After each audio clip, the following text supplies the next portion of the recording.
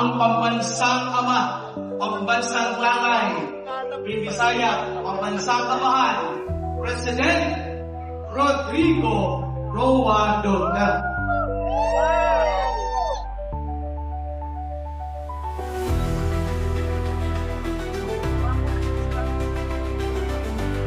Kasama po sa ating pambansang tatay, ang tatay po ng City of Davao, wala pong iba, si Mayor Sebastian Baste Duterte.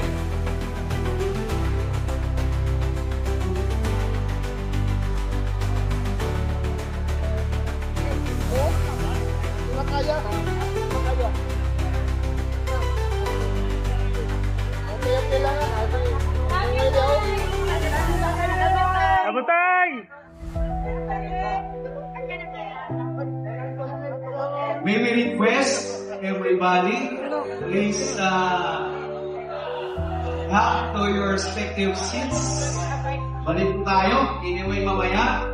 We have the photo opportunity with Mayor Baste and President Rodrigo Duterte.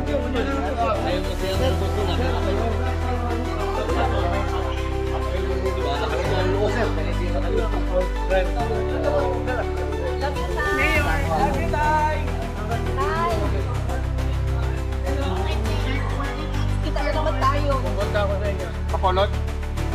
Pupunta ako, magsalita ako.